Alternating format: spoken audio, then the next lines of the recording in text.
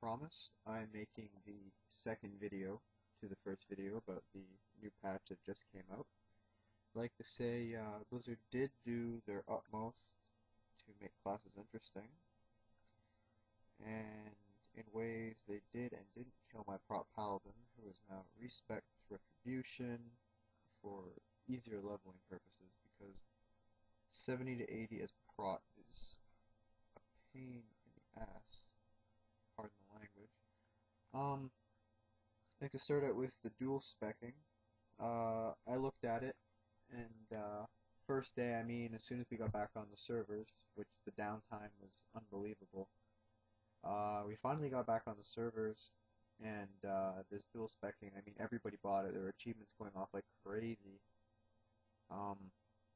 It was quite amazing to see it, but it's not really practical unless you're an 80.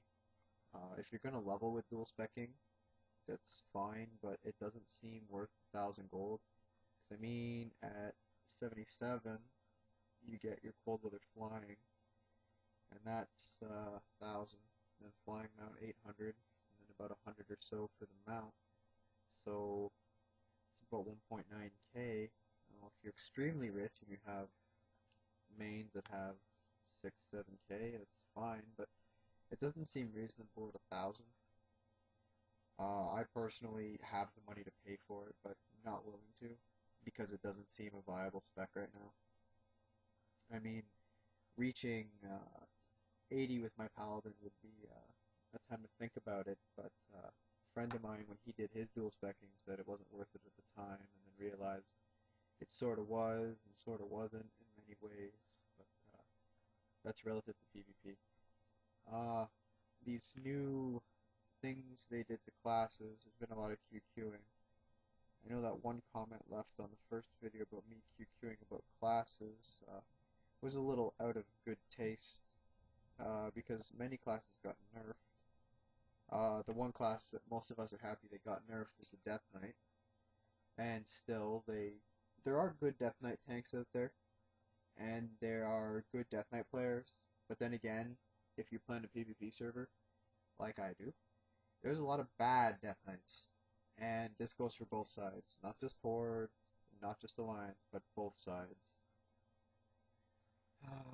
There's this increase in blood and unholy tanks, which are perfectly fine. There's no problems with them at all, except everybody keeps QQing that they were nerfed and they didn't get enough buffs. And the argument still comes up that yes, the fact that you did get a nerf, but you're the class that starts automatically at 55, takes you about half an hour at most to get to 58, and then you're automatically in Outlands. So I don't know why you're QQing. To Warlocks, we do understand you feel you got nerfed, but your dots do more damage and they can crit and supposedly heal you when they do. I think that's a little bit rigged, but Blizzard did what they can for Warlocks because they have been the most overpowered class for a while. I think everybody got what they really needed. Hunters got Black Arrow, which I've been waiting for my Survival Hunter, which is, it's not a bad skill.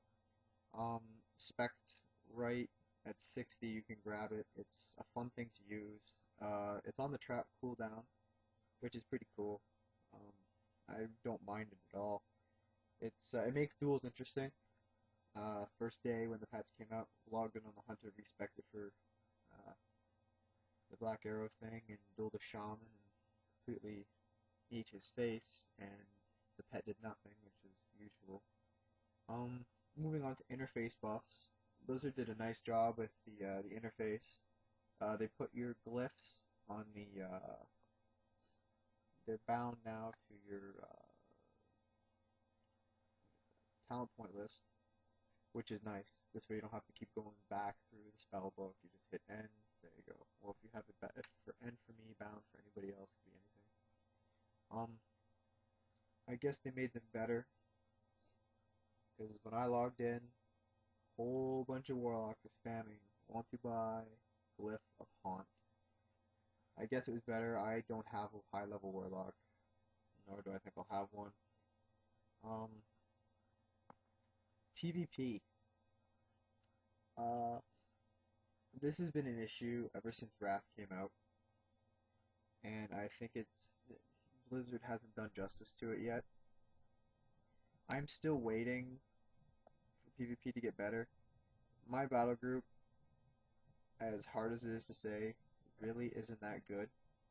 The Alliance are highly motivated and enjoy beating the living crap out of the Horde.